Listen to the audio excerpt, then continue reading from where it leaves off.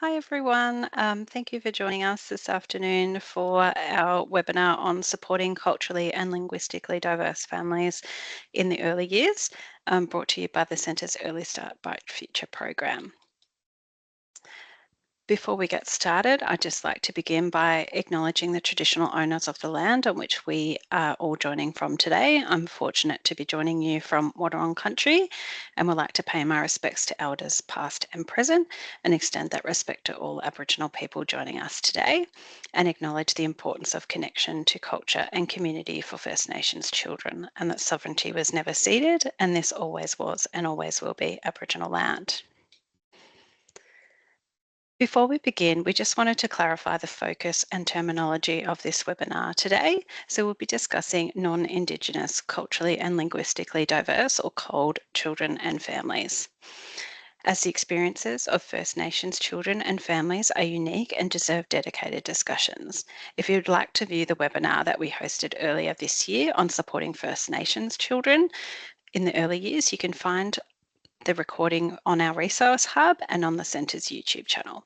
We'll pop a link in the chat for you if you would like to view that webinar. We use the term COLD because it's widely used in Australia to describe non-Indigenous racial and ethnic groups. However, we acknowledge that this is imperfect and it can generalise and stereotype diverse populations. In this webinar, we use the term COLD broadly to refer to communities with varied languages, ethnic backgrounds, nationalities, traditions, and religions.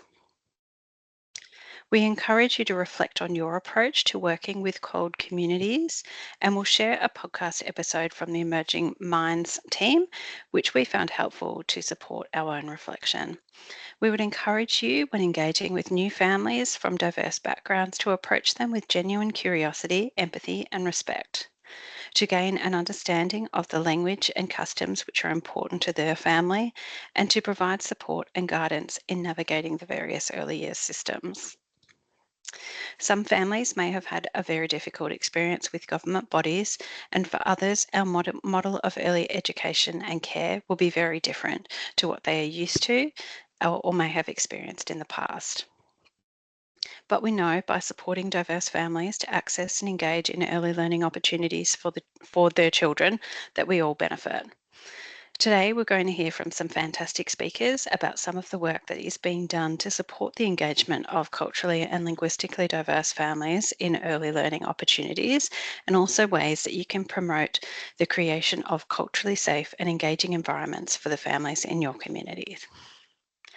The Department of Home Affairs Community Profiles list indicates that the top 10 countries providing the most permanent migrants to Australia for the 22-23 financial year were India, China, the Philippines, Nepal, the UK, New Zealand, Vietnam, South Africa, Pakistan, and Sri Lanka.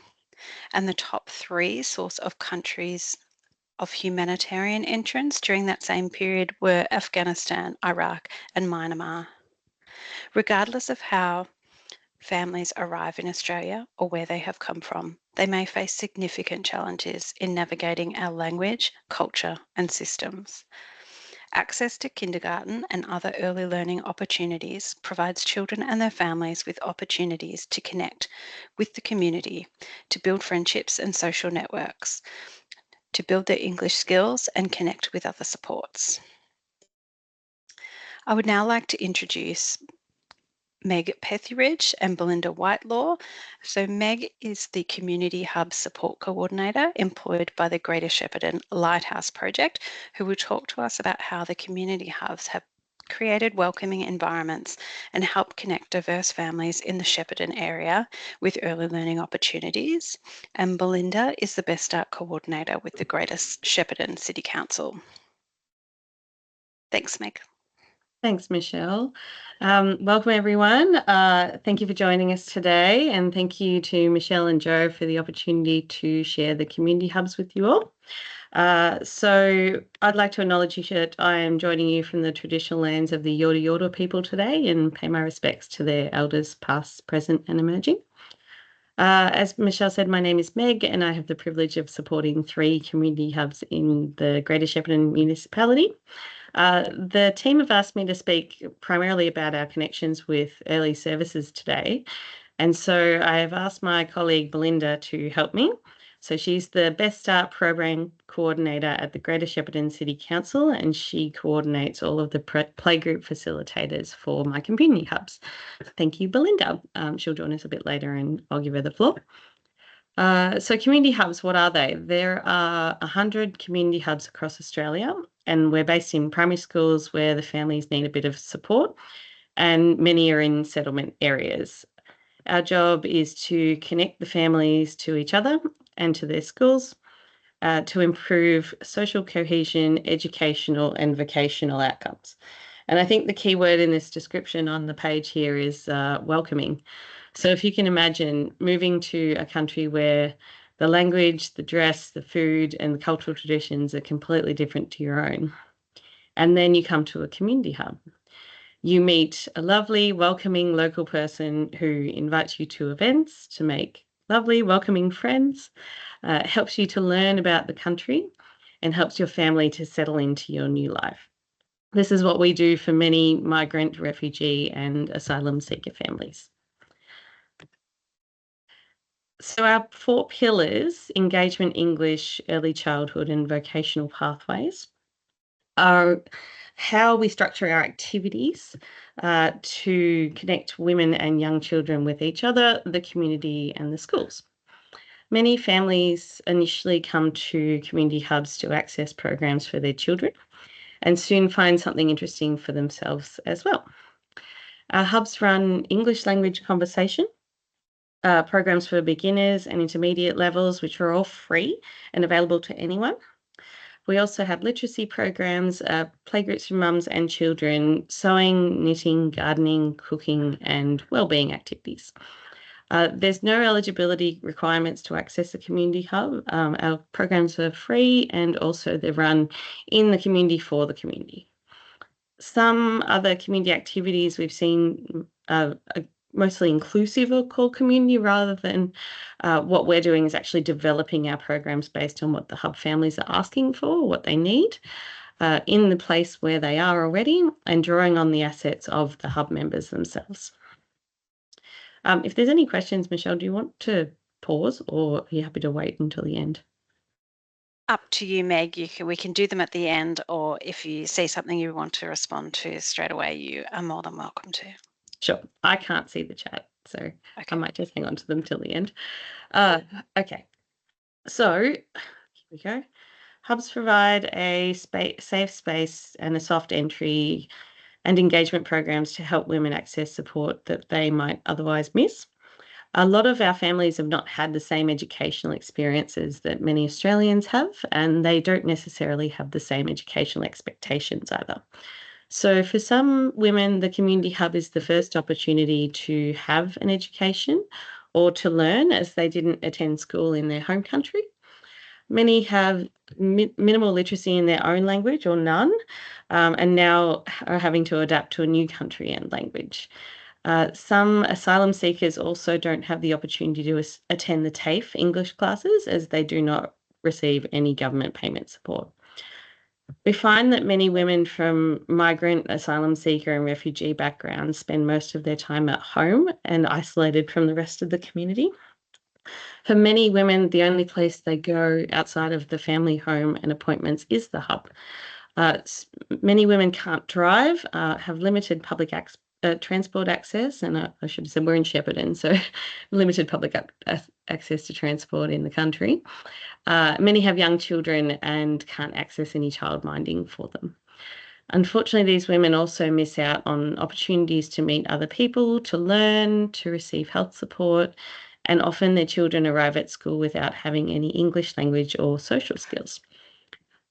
We base our hubs in the places where families live, often in walking distance from their home. On-site childminding is provided during English and skills training programs. The hubs host fun playgroups where children come to learn the skills that they'll need at kinder and also a little English. Hub leaders introduce the parents to the local kinder building and the staff and also to the school and help them to fill out registration forms or access interpreters for help. Also, I'll note that it says that we also provide some personal support. So we often make a lot of referrals out to maternal child health, out to migrant settlement support, some community centres as well, and often provide assistance with completing forms or food hampers. So our model does work, but how does our model work? We've recently had a social return on investment report done by Deloitte, and they discovered that for every dollar invested, $3.50 in social value is produced by our program, which is a pretty good return on investment. I think the key parts that make the hubs work is the trauma-informed approach. So our hub leaders are all trained by Foundation House in the sources, impacts, and reactions of trauma. We also encourage between our members of the hubs the respect, understanding, and cultural curiosity for each other. We create a welcoming, homely space, very like a kitchen or a lounge room for women to come with their children on school sites, which are safe places and often quite familiar already to families. Hubs all have a tea station to make a cup of tea while you're chatting to your friend, a play area for the children and for early years activities, a couch or a lounge for both fun chats and hard ones, and an informal classroom area or dining table. We ask members to invite or bring their friends, so a lot of our hub membership is by word of mouth.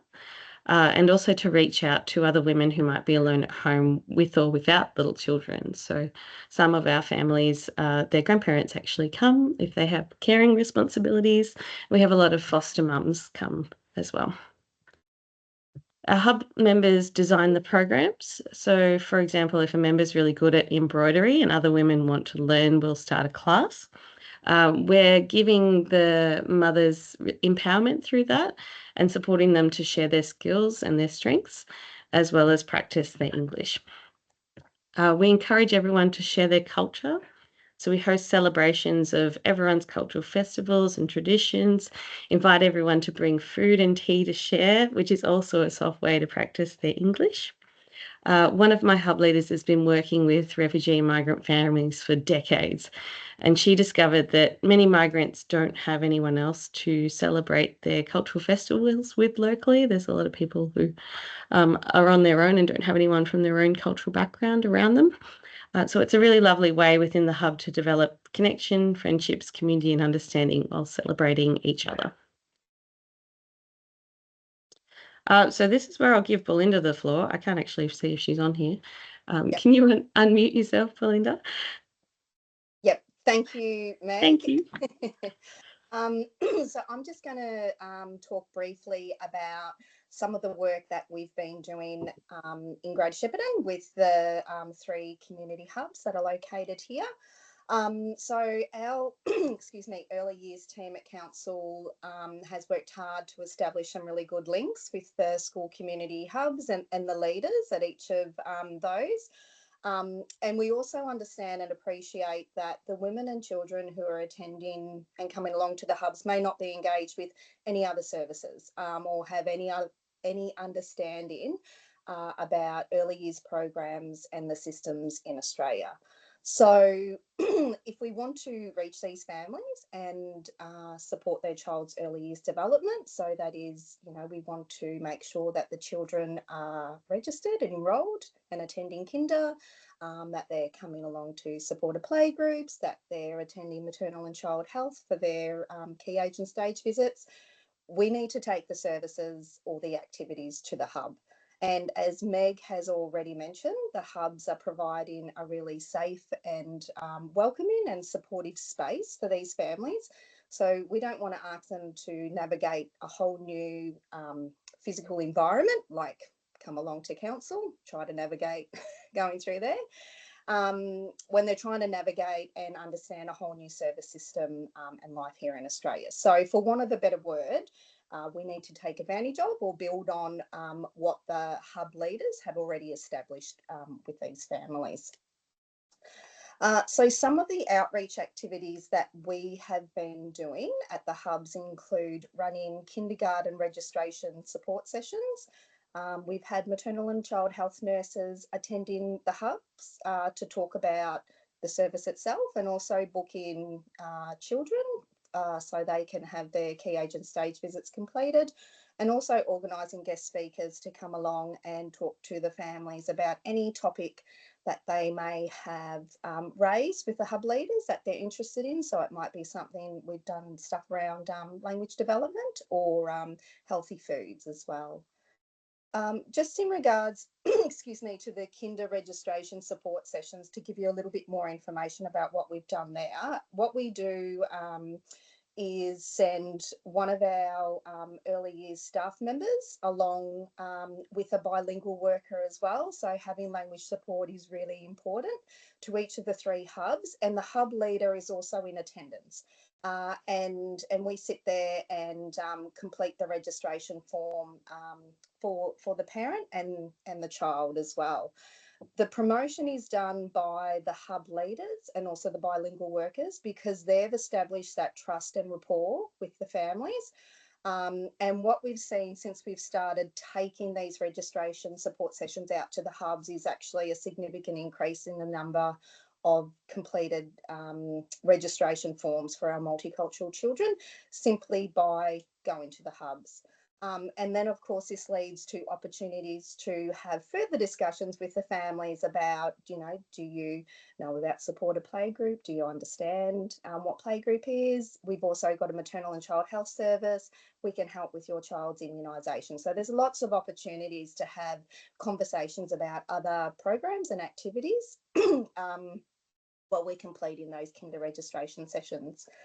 As Meg said, council runs 2 supported playgroups from 2 of the hubs, and our 3rd one is starting in November, which we're very excited about. And the hub leaders attend each of these playgroups to support the families, but also provide assistance to the playgroup leader as well. And the families love to see the hub leader there at playgroup because they're a safe and welcoming face for them, and also they know their story, so they feel very comfortable coming along and knowing that that person who they know well, who they feel very comfortable with, will also be there too. Council's also partnering with one of our hubs to deliver multicultural storytime programs in Dari and Arabic.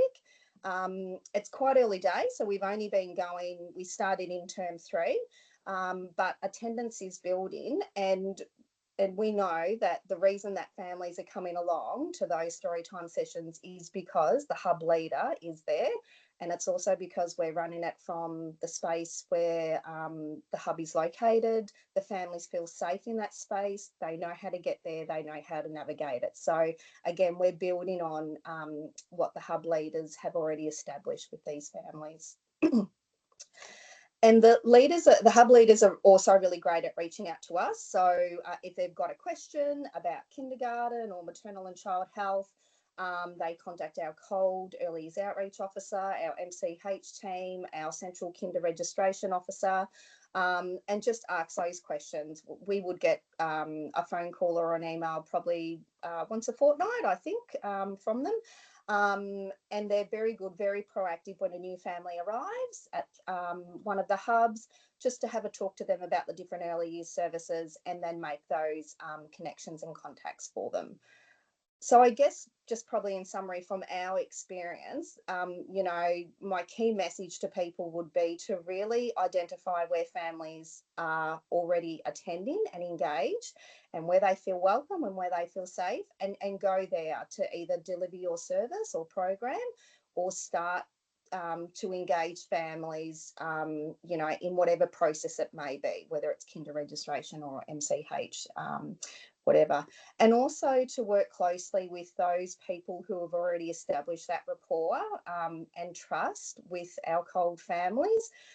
They've already done a lot of the work for you, so tap into those people and build that professional relationship with them, and learn from them. Like, we've learned a lot from the hub leaders, even in regards to how we might do some promotional material or particular words that we may use. So yeah, definitely tap into to anyone who's working very closely with that community. Thanks, Meg. Well done, Belinda. Isn't she amazing? We're so lucky to have this fantastic relationship with council. While we're talking actually about hubs and trusted relationships, not every activity has to happen in the hub. So sometimes the hub leader will coordinate our groups in the kinder building, which builds that familiarity. And particularly, we often invite the fathers of the children along to those events. And sometimes that's actually the building block that makes that dad say, yes, I do want to send my child to kinder. Yes, I'm going to approve this because I like this space, I like these people. You're building those relationships. Explaining the actual Western education system to hub parents is really important from our perspective as well, and council helps us to verify that and endorse that with families. We're really trying to make sure that every child attends playgroup and kinder, and so they're ready when they turn up at school at 5 years old, and that all the families understand that there are these options for their children before they move into school. Okay, great. I've got a couple of case studies. So just one of the things Michelle said to me was, how do groups who don't have hubs, how do they engage migrant families? How do you actually get out there to talk about and to invite people into your services? So one of the options that I thought would be useful is to employ the community leaders, or as Belinda said, the bilingual workers or bicultural workers, who actually have lived experience and are able to relate to these families. One of my schools has a lot of the skilled migrant families enrolled, and the women often stay at home with their children and are not connected through settlement support or any community services to build friendships and connections. Our English teacher, Nadia, has a skilled migrant background as well, and she's got an education support qualification. So this is what she told me about the families and the women that she's talking to who come to English class. Many of them have learnt English in their home country, so they might not potentially be our first expectation of someone who's a beginner in learning English, but they really struggle with the Australian slang, and also they struggle to understand the Australian education system. It's a really different experience. So a lot of what Nadia's actually doing in the hub is building the confidence of our migrant mothers, helping them to explore the options of what are they going to do next once their child goes to school, or if their child's in kinder, do they want to look at study or work to fill that time? So what are their plans and their goals for themselves, as well as helping with their children? I think these things take time. That's one thing that we've definitely learnt with these families, the trust, the relationships. They really do take time. And if you have a bicultural worker, someone who is known to the community who's working with you, you have a faster sort of in with the families. You have a sympathetic staff member who's been through a similar journey, and there's just those religious and cultural overlays and the cross-cultural roadblocks that would take me a very long time to understand for each culture that we work with. But we're just very lucky to have people like Nadia who want to help break down those barriers and help their friends to connect, make friends, support each other and support their children. If you struggle to find bicultural workers, my recommendation is to go where the families are, and then you will become familiar with them. Build that sort of cultural curiosity within your own teams. Attend events, find out where the families are going to school, where are they shopping, where are they worshipping, what do they celebrate, where do they celebrate, and where do they go for help and support at the moment. Is there an opportunity to build referral networks with those agencies such as the English language centres, settlement staff, council, TAFE, health services? And I know that last line can really be a 24/7 job, and some of my hub leaders do this as their real calling in life rather than their job. But if you're seen to be supporting other people's cultures, businesses, and their children, you automatically develop that trust as an ally. And you also learn a lot about that the cross-cultural barriers that the families face. But I think the real takeaway there is that we treat our hub families like we treat our friends. The next one that I think is really important is talking about language. So language is obviously a really big barrier to understanding and engagement. It can take more than 7 years to learn a new language, I found out from a speech pathologist the other day. I think it's great to be able to refer families to local formal or informal English classes. So, for example, our Baptist church here actually runs one at night, twice a week, that everyone is welcome to attend. And we certainly refer people to that if they can't make it to the hubs, which run 9 till 3 generally. There might be opportunity within your agencies to consider transport assistance to families if they have minimal public transport access, or if you could fund it. Or even if you have a relationship with the family, you could attend with the family for the first class, so they would be more comfortable to go. When we need translation support, we use TIS for qualified, independent and confidential services, particularly for any formal conversations or anything where we have information that's of a private or confidential nature.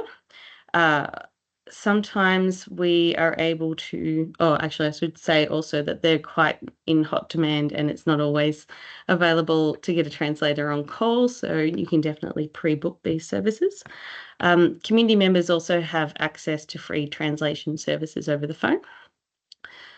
For anything informal, you're sometimes able to get community leaders or bicultural workers to translate resources for you or to interpret. We are conscious that this should be a paid role, and we're certainly advocating to government to get more community-based translators, particularly in communities like ours, because sometimes an academic language known by a translator in Melbourne is very different to the farming community dialect that someone who's been settled in Shepparton might know.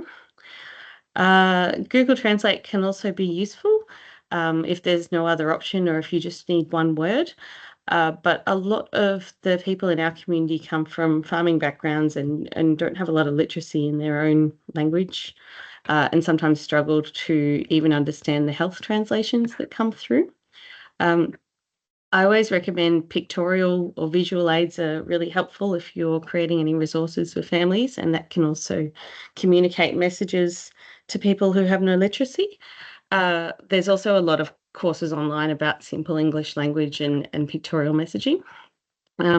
We even have one language locally, Dari, which is oral only. So translated videos are often created for that community to help them to understand messaging. I think that's really about it for me. I'm running pretty early. Questions? Have we got any, Michelle? There is just one question in the chat so far, but if anyone has any questions, you can pop them in the chat, or if you want to raise your virtual hand, we can unmute your microphone. But one question from Kathy, is Community Hubs looking to expand into other LGAs, for example, like Melton or somewhere like that? Because I feel like that would be very beneficial. For sure, I completely understand. I would love to say yes. At the moment, they've decided that 100 hubs fits within the funding model that we can currently get. So the answer is yes, happy to share the model if you can fund it or if you can find funding on it. Our main team is based in Melbourne. We have a couple of staff in Melbourne who do a lot of our advocacy work and are reporting back to government, and it's fantastic model. And like you saw earlier, it really doesn't take a lot of money to run it. So it's certainly something that we'd love to expand if we could, if there was extra funding out there. Fantastic. Thanks, Meg. There is nothing else in the chat, and there's no hands up at the second. So, but it is incredible work that happens in the hubs, and I know we've shared quite a few documents in the chat already for people to go and learn more about the community hubs and some of the research that you talked about, you know, in terms of how effective the hubs have been in supporting families, which is fantastic. So thank you very much to both of you for joining us today. It's it's a pleasure to have you and to hear about some of the fantastic work that you are doing in the Shepparton community. Thanks, Michelle. It was a pleasure. Thanks for listening to me, everyone. Excellent. All right. So I would now like to introduce our next speaker. So Ghulam Hussain, who is the Policy Advisor at the Municipal Association of Victoria for the Cold Outreach Initiative, which has been running in various local council areas around Victoria since 2002 and has also achieved some fantastic results in supporting cold children's engagement with early learning opportunities. So Ghulam, I'll hand over to you. Thank you very much, Michelle. Are you going to run my slides or do you want me to run it? We can, or if you want to press the take control button at the top, if you would prefer to drive them, then you can control them as you go. Yeah. Yeah, that's absolutely fine.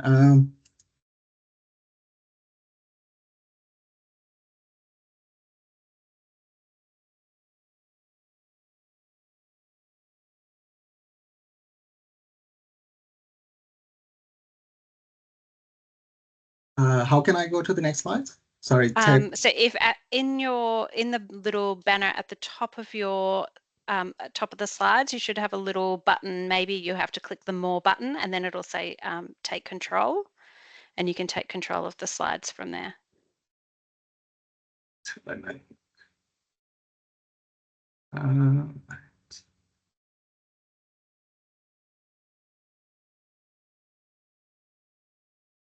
You know what? I'll just run the slides.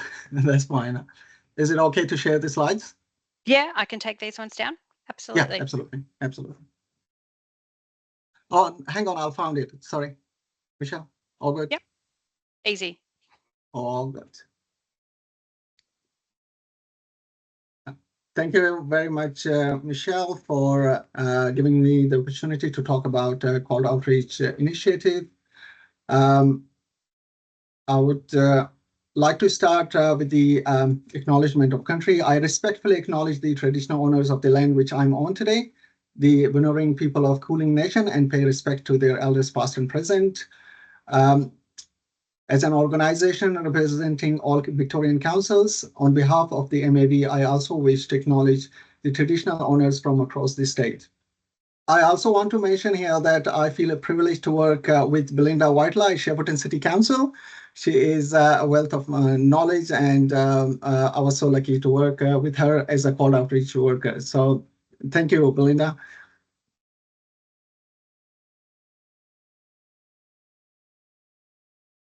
The Victorian state government identified a significantly low participation rate of cold children in kindergarten and other early years services, such as MCH and playgroups. To address this issue, the government established a parliamentary inquiry. The inquiry report revealed that when families typically arrive from overseas or are new residents to the community, they have a lack of awareness of the services. This can also include having misconception about funding, fees, eligibility, and etc. It was also highlighted in the inquiry report that navigating the kindergarten registration process can be challenging for families with limited English.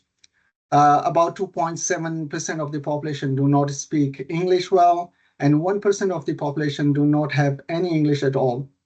They are also required to get compulsory documents like immunization history professionally translated. So we can imagine that how much barriers and difficult challenges the core families used to face when they arrive in Australia and they have no idea how this system works.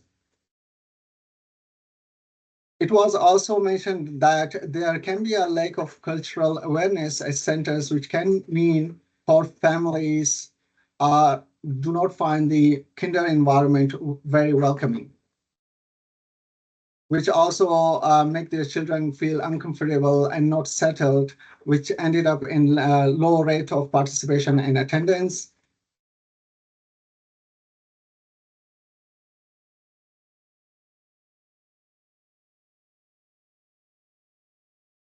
Based on the parliamentary inquiry, the committee recommended that the Victorian government support local councils to coordinate and fund service navigation positions that can directly assist culturally diverse families to navigate the early childhood service system. And they also recommended that the Victorian government fund effective outreach activities by local councils and service providers to ensure culturally diverse communities can access a range of early childhood services, including playgroups, health services, and literally based programs.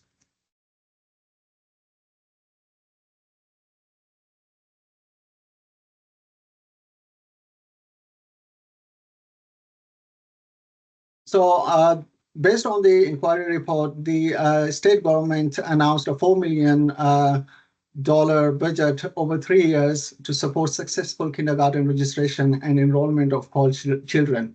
It was also noticed that there are children who get enrolled and registered in kindergarten, but due to some particular reasons, their attendance are very low. So the budget was also assigned to maximize call children's attendance in kindergarten and also help them engage call children and their families in other early year services. The purpose of the initiative was also to support call children transition to school. So in 2022, 22 local governments funded to employ call outreach workers, and call outreach workers are equipped to work directly with families. And while working directly with the families, they can establish a very strong and trusting relationships where they can foster open communication and support with call families. And as it was also mentioned by Belinda, that call outreach workers, they have access to the community hubs, and they have a very strong relationship with the community hub leaders, which help them to build that relationship and trust with the community. So the call outreach workers, they have the skills and attributes such as unique understanding of the cultural challenges, knowledge of the cultural support, including interpreting services and translation services, knowledge of the early childhood sector, as we know that the early, especially kindergarten, ESK, the long day care, it is very confusing even for people who are in this field. But just imagine families who have no idea what are these all about. So they get very confused with all these services. The call outreach worker also have a knowledge of social services and referral pathways. So call outreach workers get referrals from MCH nurses, from community hub leaders, sometimes from playgroup facilitators as well. This map shows the participant councils for the initiative at the moment till December 2024. As you can see that the majority of the councils are at the center of the Victoria, because the number of the new arrivals and migrants and families who need more support with the kinder registrations and enrollment, they are accommodated in those areas.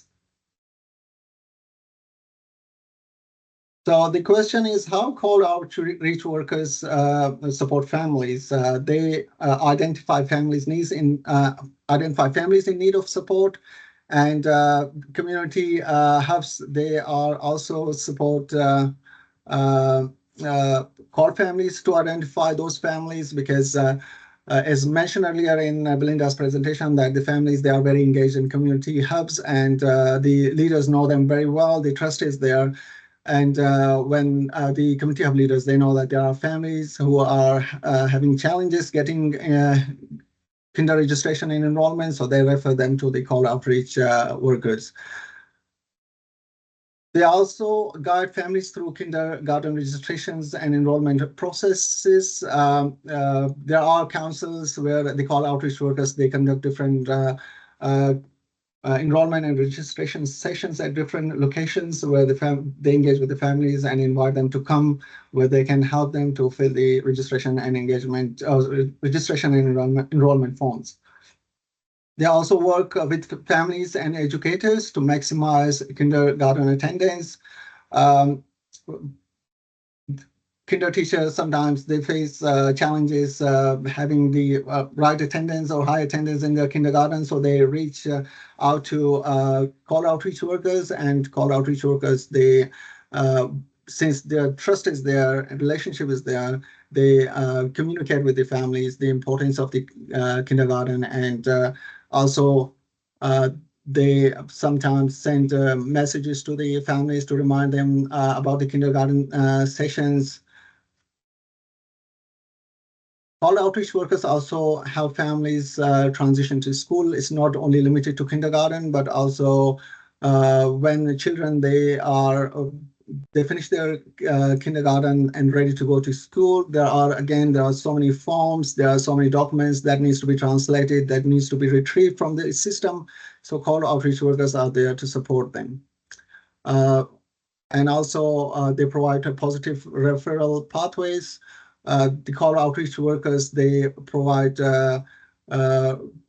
referral pathways to MCH nurses. There are families who need NDIS support, and since the system is so complicated, they provide support in filling the form and getting engaged with early years, access to early years learning, and there are the other services which are available in their communities.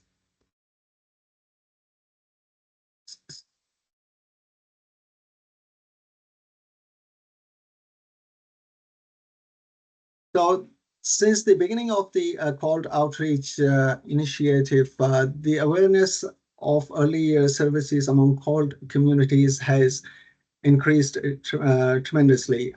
It has been depicted in the numbers, in the attendance of the children at kindergarten services. As you can see that children assisted to register and enroll from January 2021 to June 2024 is 7,881. And children supported to engage in other childhood services was almost 4,000.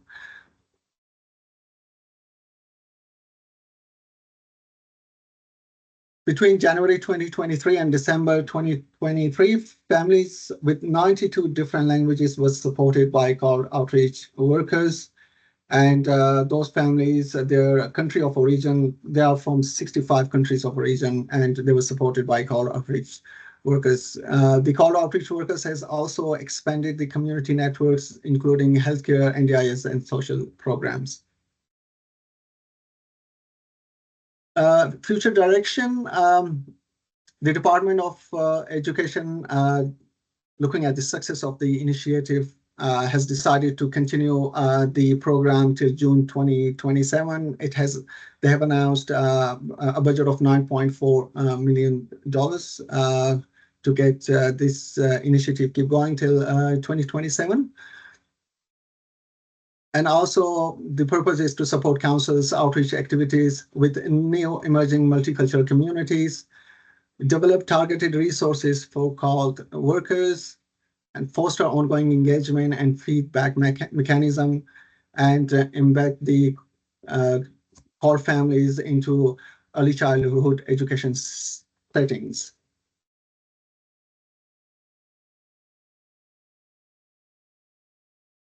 So what do we do at MAV to support this role? MAV, with partnership with the Department of Education, we facilitate meetings, communities of practice, networks, showcase events for the call outreach workers to help them build their capacity. We also provide resources to call outreach workers where they can access it and increase their knowledge of community, culture, and also there are some strategies that we share with the call outreach workers where they can perform their role and achieve their objectives.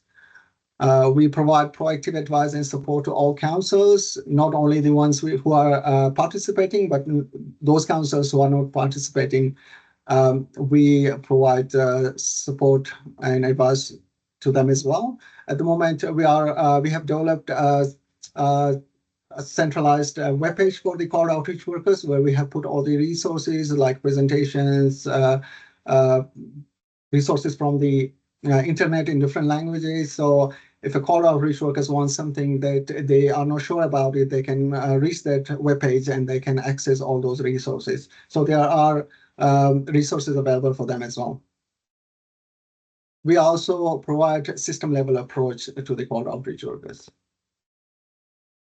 I just want to share a case study as well, because the work that call outreach workers do in the community, it can be very well depicted if it has been shown in a case study. There was a family who arrived recently in Australia who had a 2-year-old child and 6 months old baby, and the child was eligible to get enrolled in the 3 years old kindergarten the next year. The child was referred by MCH nurse, and the family did have no English, and they have no idea about the education system in Australia. And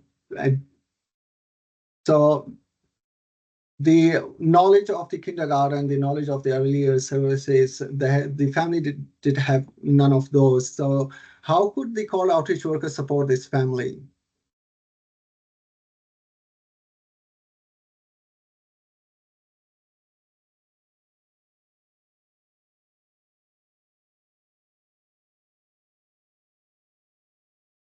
So call outreach workers contacted the families and provided them support in finding a kindergarten through the CREST system. And once they find a spot for the child, they helped them they supported them in filling the registration form, which is very complicated for the family. There was some documentation requirement with the registration and enrollment form, and the call outreach worker help them to access the MyGov account, created their MyGov account, access those documents. They had some documents which were in their own language. So the call outreach workers contacted the Department of Home Affairs and provided them support to translate those documents in English with no fee. At the end of the day, the child was enrolled in kindergarten, and he was very happy to be part of the kindergarten program. And also the call outreach worker referred the family to attend playgroups as well, because the family was feeling very isolated, and they thought that it was difficult to get connected with the community. So mom started attending kindergarten with the 6 months old baby, and she started having friends at the playgroups. And at the end of the day, the family was connected with the community.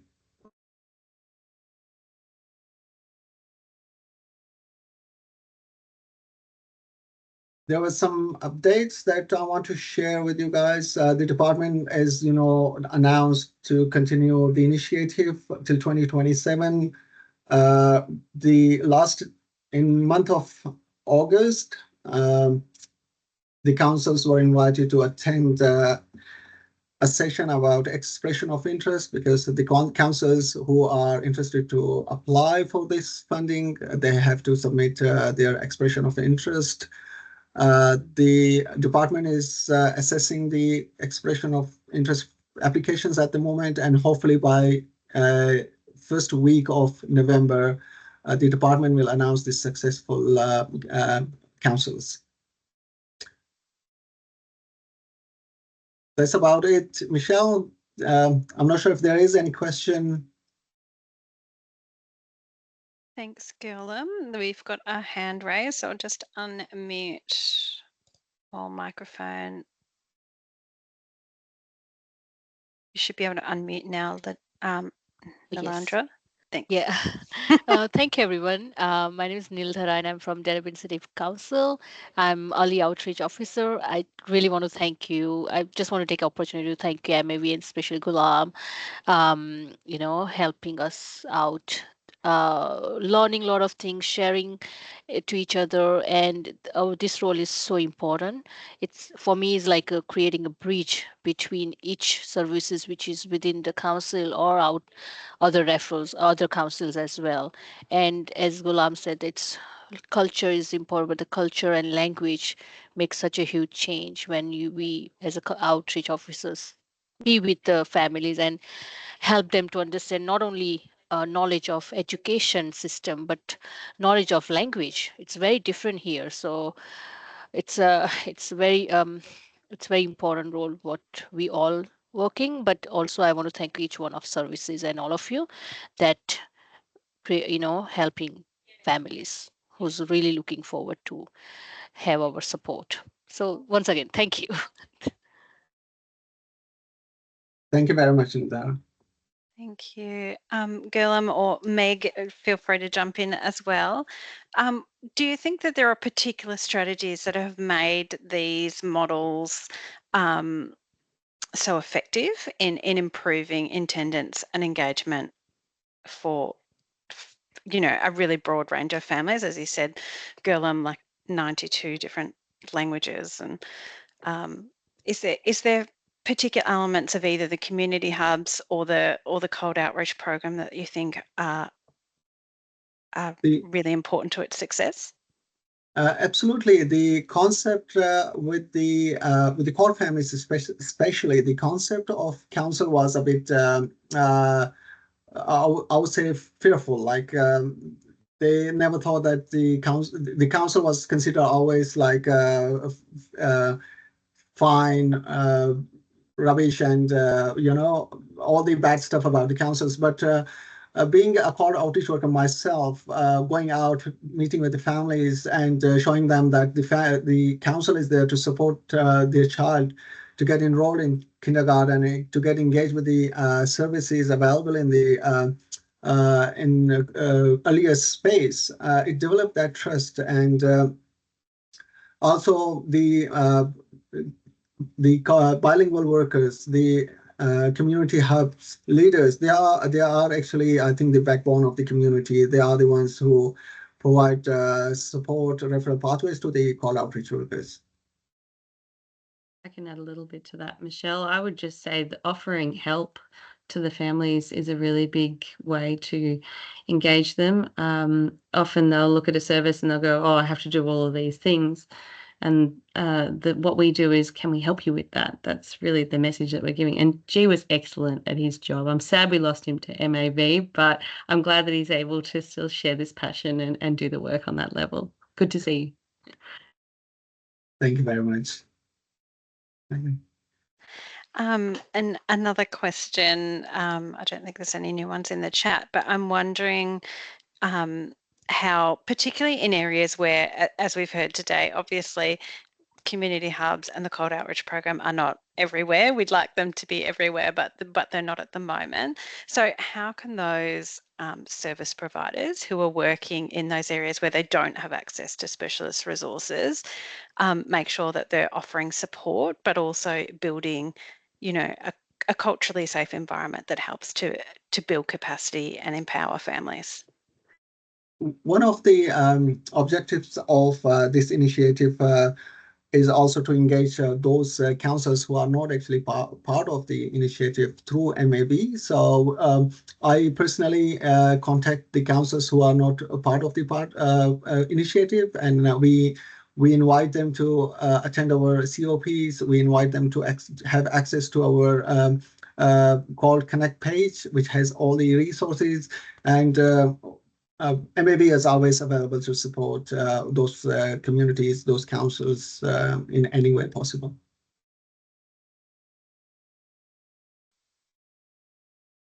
That's great. I think one of the parts is, to make your service look welcoming, to get out into community and be that trusted person who shows up and makes the effort to get to know the communities that you're working with.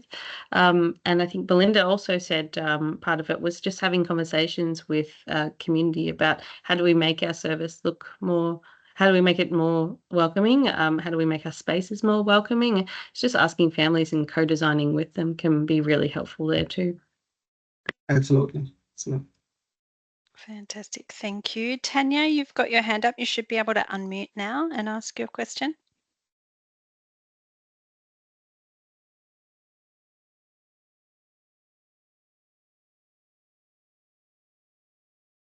Maybe that was an accident.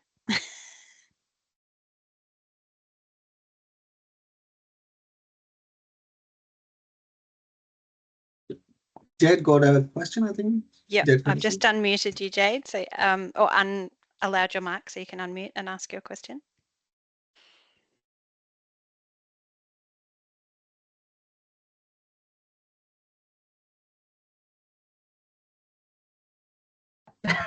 I think that could be a mistake as well. Okay, cool. Hi, I'm one of the called outreach officers as well for City of Maribyrnong. I was just going to say one of the major things I noticed is when things are visibly in various languages, that makes a difference. Even if it's not the language of the family who's walking in there, when you can actually see that there's, you know, languages other than English are relevant here, I find that opens a conversation that makes families feel just a tiny bit more comfortable, even just to go, either if it's in their language, fabulous, but even if it's not in their language, to feel more confident to approach the service with, you know, about having a translator or whatever, because they can see that languages are valued. So that's just a little tip to, yeah. Fantastic. Thank you, Jade. Yeah. Thank you. And there's another comment in the chat from a community playgroup facilitator who's got 10 families enrolled after they've had one term of supported playgroup, which is basically running on her own. So she's having to charge families to participate. But obviously, you know, with increasing costs of living and challenges, families aren't able to afford much. So wondered if you had any advice about how they might be able to access additional support for families so that they can help more families. Any advice? Like in terms of kinder registration or participating in playgroups? I think the question is about, participating and managing, I guess, trying to engage with communities with very limited funding, I'm assuming is... I'm sure there are so many organizations in every council or in every community who are actually doing their part of getting families connected with the community. So reach out those community hubs, reach out those organizations who are working already a great job with the family, especially with core families. With the new arrivals, I'm sure there are ethnic councils, there are uniting community hubs. So reaching out those platforms and inviting families to come there, and obviously those community hubs and those centers, they don't charge families to attend different events, so they can come and engaging it with the communities through those organizations as well. I would have a couple of additions. So I would reach out to the early years team at your council to see if they are able to support in any way, if they have any funding for external playgroups to assist you. Obviously, there's a few family services out there as well. So because I'm based in the country, I have access to Primary Care Connect, which is a community health service, and Family Care, which is a community-based family services organisation. And there's one such as Drummond Street in Melbourne that you might be able to reach out to and see if you could come under their banner, or they might be able to assist with funding. I see Joe has also put Playgroups Vic as a place to reach out to as well in, actually, I don't know where they're based. I assume they're across Victoria, so Melbourne. They would be a good one to connect with to get extra supports as well, and good luck. Fantastic, thank you. And yeah, I think Amy's also commented in the chat as well about, being happy to connect. So hopefully that, sometimes just having conversations and exploring those funding opportunities have been really successful in sparking ideas about funding. It is a difficult market often in this space, and we know that there is a lot more demand probably for the services that you all provide than there is funding to support them at this point in time. But it's, I mean, that is a fabulous announcement as well, Ghulam, about extending the cold outreach program. I'm really pleased to see that. So everyone, all the councils, they were very excited to know that the government has actually expanded the initiative. So yeah, they're all very excited. Yeah, Michelle, I had one more comment we haven't mentioned. Neighbourhood houses. Neighbourhood houses are a great opportunity to reach out to. They might already be supporting the same families. They may be able to find funding for you. They're certainly great at looking for grants. So feel free to reach out to them if you don't have a community hub. Very similar services offered.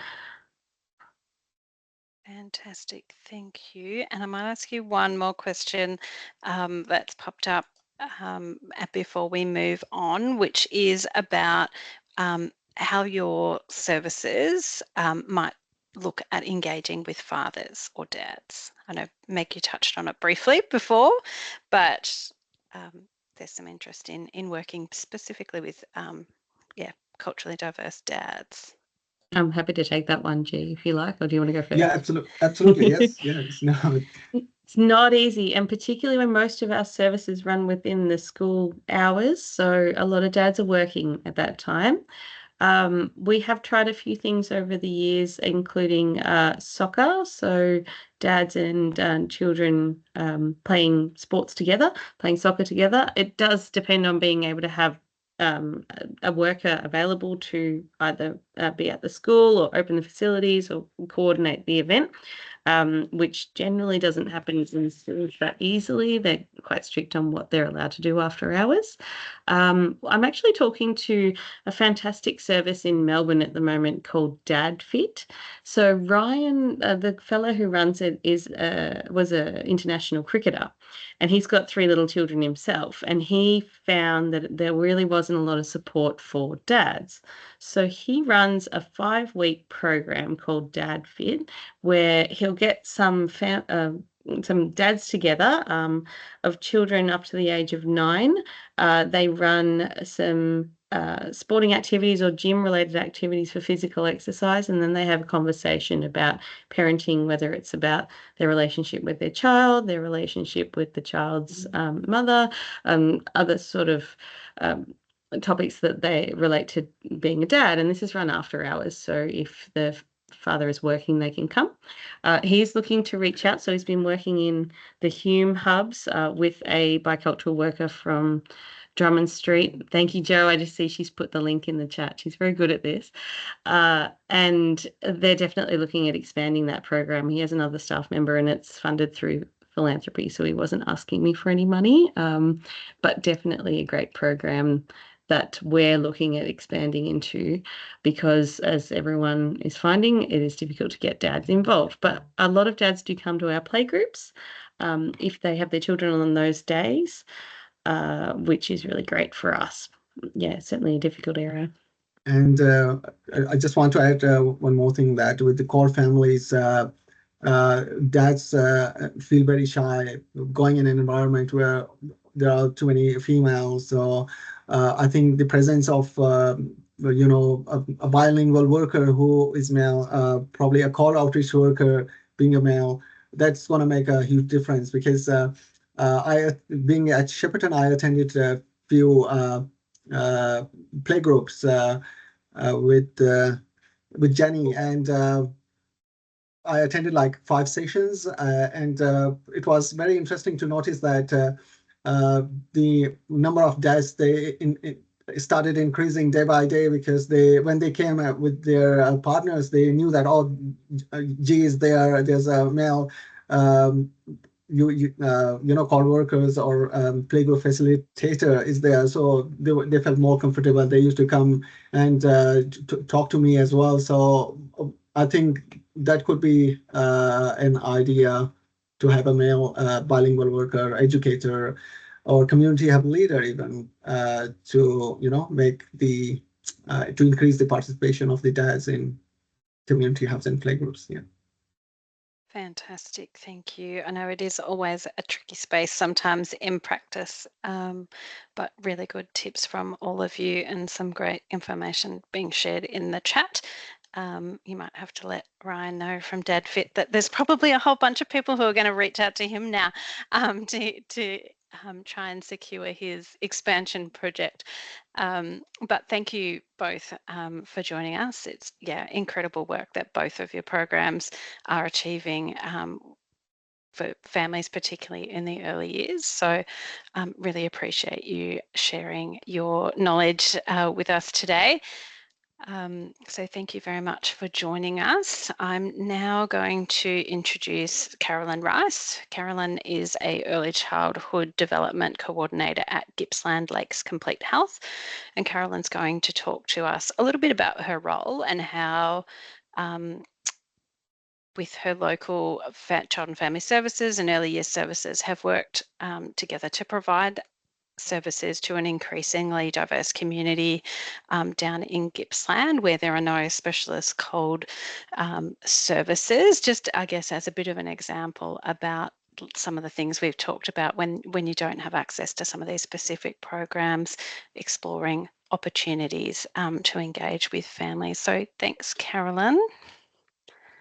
Thank you. Thank you. I've really been interested in everything I'm learning. I've learned quite a bit today, which is really good.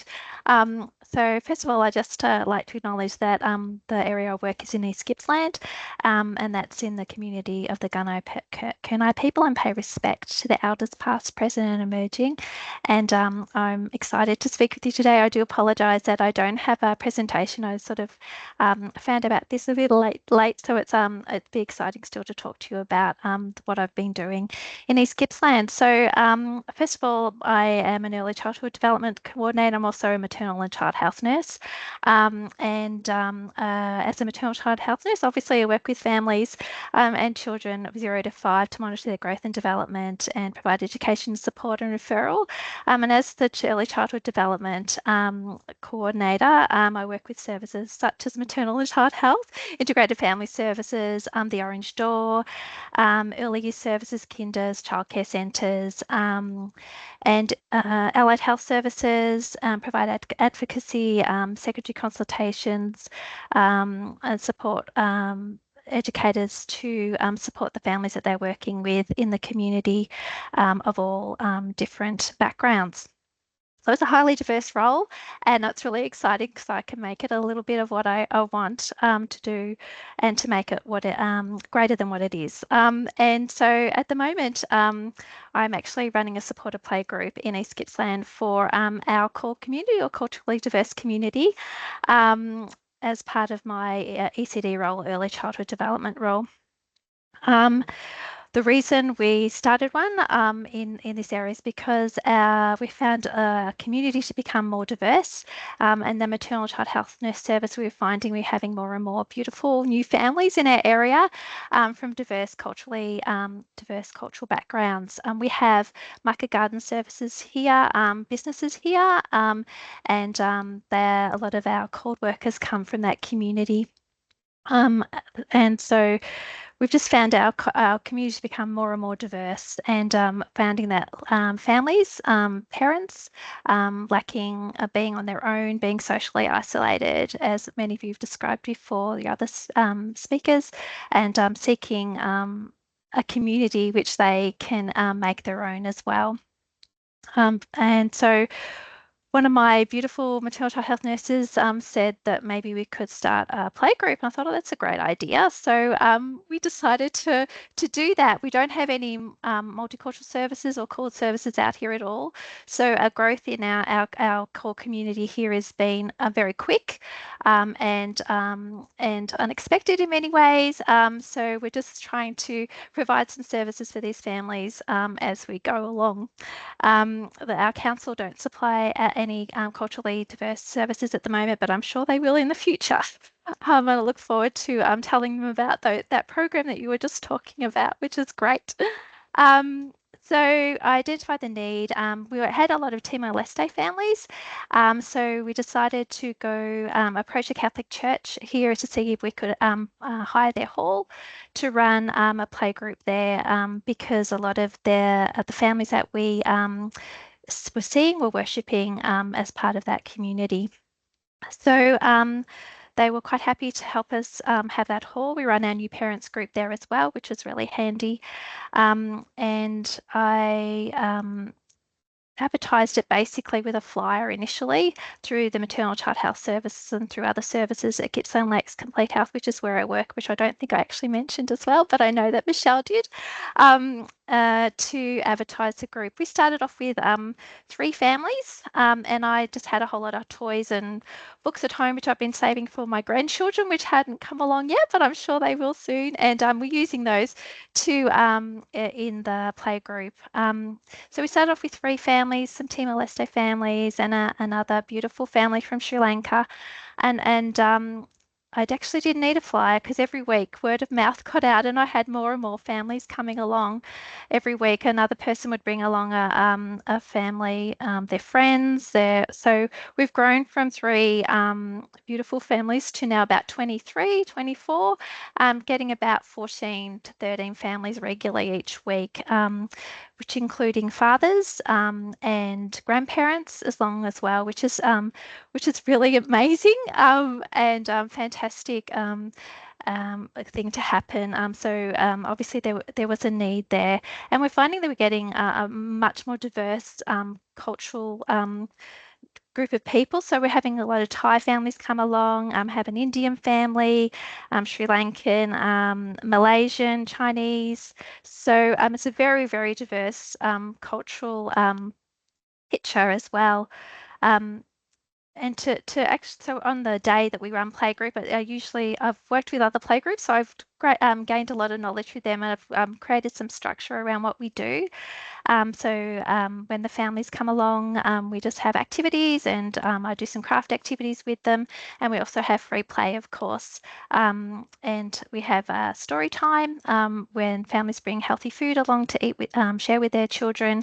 And I've engaged with the library here in East Gippsland and joined. They have large books and puppets and all sorts of things too that I can use with story time, and I choose very simple books with very minimal language so that parents can learn as they go along as well as their children, which has been helpful. Too many words is just too much for everyone, so just keeping it very simple, which is great. We also have a song time at the end, which is really exciting. Some families share their songs in their own languages. Also, we do lots of very simple songs with simple words and actions, and the children really love that time together. So I found that structure really helpful for families. And I have a little theme each week that we run the activities around. Playgroups run on Wednesday.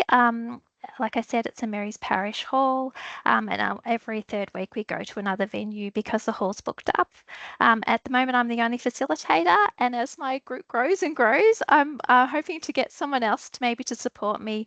There's another organisation here in East Gippsland that runs playgroups, and I'm just putting my feelers out to find someone else to support running it. Also, I'm looking maybe to engage some of the mums or parents that are attending who are very proactive in and really quite friendly within that environment and inclusive, to see if maybe be able to upskill them in some way as well to come along to playgroup. You've been talking about the hubs and how they've been supporting families to engage with other services. Through my role as facilitator of this play group, and through referrals through other services, I've been able to support the families that attend to enrol in kinder. I've gone along to kinders to do a tour of kinders with families with taking the language loop interpreter on my phone, and we have been doing beautiful enrolments and tours of childcare centres and kinders together with quite a few of the families that have been attending playgroups. So that's been one of the joys of being able to have these families come along to support them, to connect with community and provide that guidance around education. Like everyone was saying, it's very different from other countries and it's a new environment for them. So it's been wonderful to be able to support them to do that.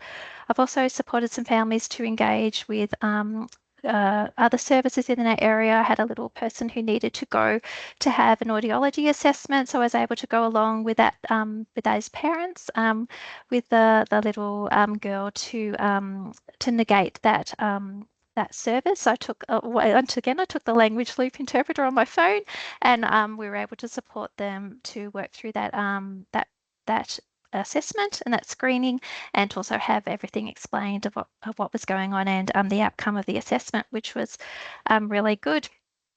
So I think what I've really found helpful and successful in getting this playgroup off the ground is the beautiful families, word of mouth, and getting them enjoying the service and then coming along and bringing their families, including their partners, along, which is great. Also having, I guess, that building that venue as well to be able to run the program there.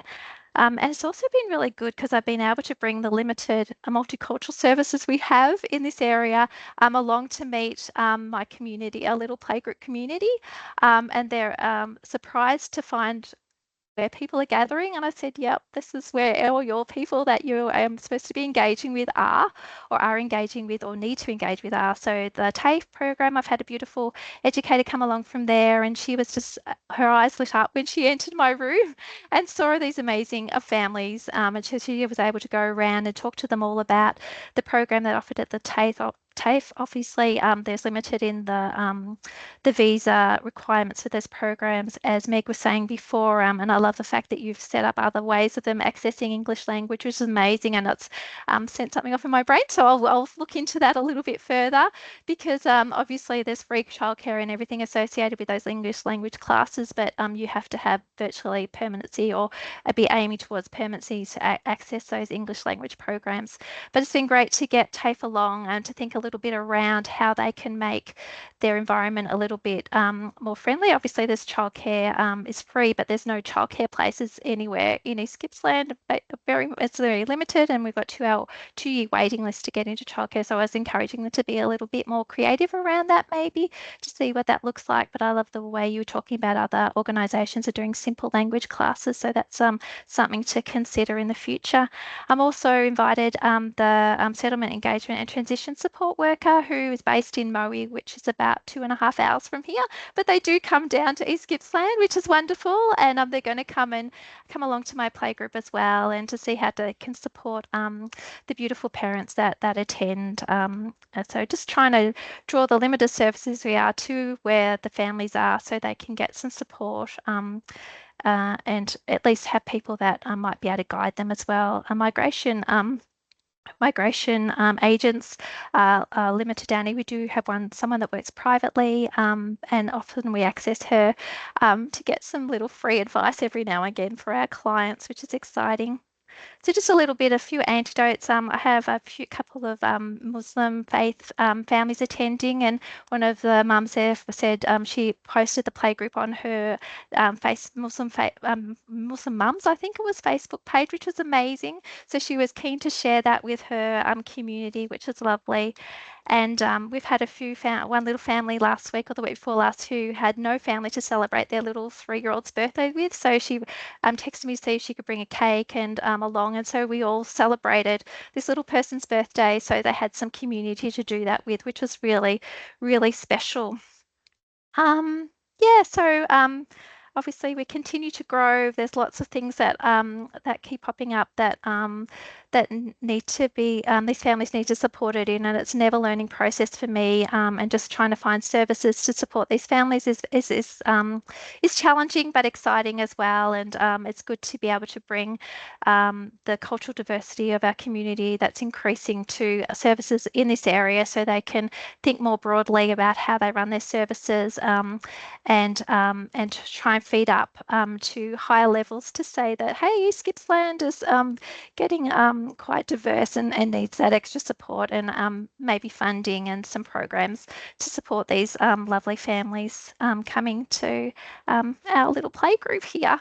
So thank you for listening. I hopefully I've given you a little bit of a picture of how beautiful you can start off from a little idea and to grow and to support those families that are coming to Australia who just need somewhere to belong and a community to be part of. And I guess we've had a lot of families who've met there and now meet outside of playgroup as well, and are creating their own little community together and support for one another. We've had one mum who's gone to a birth of a baby and being able to support that family with the birth of their little with their baby. So and then to maintain that relationship and that connection, as well as a mum who's already been on that journey, which is really lovely as well. Transport for us is a bit of an issue, and to get families into playgroup is very tricky, and that's another project that I need to work on to try and support these families to come to playgroup. Often our dads and parents will work odd shifts, so we have a place called Paddy's here as well, where a lot of our families work, and they often work opposite shifts so they can do childcare, because childcare is very limited, and if they don't have those access to childcare subsidies, then that can be a very challenging thing for families as well. So yeah, we're working hard here to include all these families and to try and meet their needs. And as an organisation as well, Maternal Child Health, we're really trying to fill those gaps in for these families and support them as they become part of our Australian and East Gippsland community. So thanks for listening.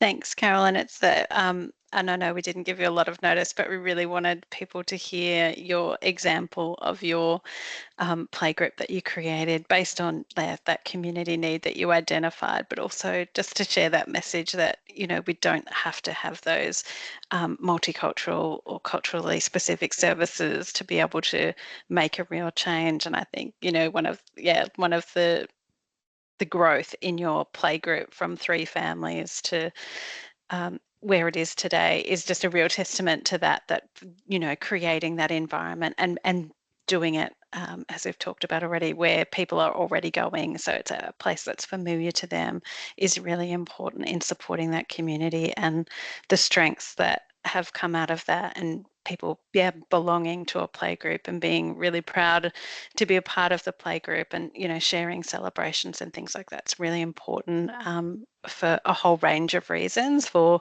you know, engagements and connections with services, but you know, being a part of the community and, you know, celebrating different cultural events and you know, the impact that has on parent and child mental health and things that, you know, which you're probably not able to measure yet, but it's incredible work that you're doing. And we really wanted to highlight that we don't have to sit back and wait for specialist services to be funded to take on this work. We can you know, provide opportunities. If you had one tip that you could give practitioners who might be thinking, all right, I'm inspired, I'm going to think about what I can do in my community, is there one top tip that you have?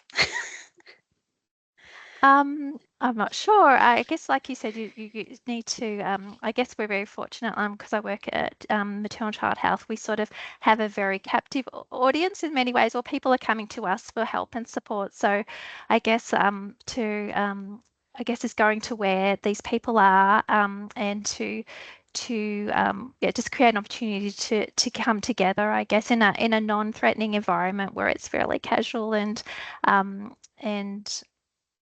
yes, I think that's probably, I think it was just making it very low key and very inviting. I guess you'd have to talk to my beautiful families to see why it brings them together, but I think it is just creating some community or a place to meet and to gather and to create relationship with each other, and for their children as well, to have other children to be with and to create community outside playgroup as well. I think that's really important. And someone was talking about funding as well. Like, I'm looking for funding as well for my group, but we have an organisation here who does provide some funding, and I'm also going to go to the Shire as well. After listening to this presentation, I obviously there's a lot going within that Shire space, which is wonderful. So, but yeah, it's been a joy, and these families are just lovely and just want somewhere to belong, and it's great that we're getting some dads along as well, which is really exciting. Absolutely. Thank you so much for joining us and sharing, that experience. It's really fantastic. I've just brought the slides up because I've got a couple more slides to share with you all before we finish up. Because we know, obviously, that, like we've talked about, many areas in Victoria are without any culturally specific services. So we just wanted to flag some resources, and we'll send the slides to you so you can click on all the links and access more information about some of these services. But obviously, Early Start Kinder is available for children with a refugee or asylum seeker experience, and this enables children, to access, and kindergarten services to access additional funding to be able to support the specific needs of those families and the experiences that they may have had before arriving at kindergarten. As with the Best Start, Best Life reforms continue to roll out, children from a refugee and asylum seeker experience will be part of the priority cohorts for the rollout of the 2026 pre-prep. So increased hours are hopefully available in kindergarten services for children. There's early childhood language services, which provides access to free telephone, video and on-site interpreters for all Department of Education funded kindergarten services and eligible support services, and similar programs are available for DFFH funded child and family services providers. Foundation House early years program run a fantastic range of trainings. I just saw the latest training calendar in my inbox this morning. So really targeted education for professionals working with culturally and linguistically diverse families in the early years space. So if you are looking for some short courses to upskill in working with CALD communities, I would definitely encourage you to check out their offerings as well. And a range of other resources that are available on their website. Brotherhood of St Lawrence also run a family learning support program, which is delivered by bicultural staff to public housing residents in the City of Melbourne, City of Maribyrnong, and the City of Moonee Valley and City of Yarra. So again, core objective of this project is to support children and their families to build successful home learning environments and capacity to succeed in education opportunities, as well as navigate barriers that they may face in experiencing and accessing early childhood education and care services. And FKA Children's Services Cultural Inclusion Support also provide a range of different supports and resources, so a good resource to check out. As well, other tools that might support your practice in working with diverse families include Language Loop. Do you need an interpreter language list, which is like quite a visual list to help when working with families to identify what kind of language interpreter that you might need if you don't know that in advance. But they also provide a range of practice guides on their websites, including a practice guides on how to brief an interpreter. If that's something that's new for you, that's also worth checking out in terms of how to work effectively with interpreters. Another resource that you might like to explore is the SBS Cultural Atlas. It's an online resource and it can provide some quick access to information about a range of different diverse populations within the Australian community.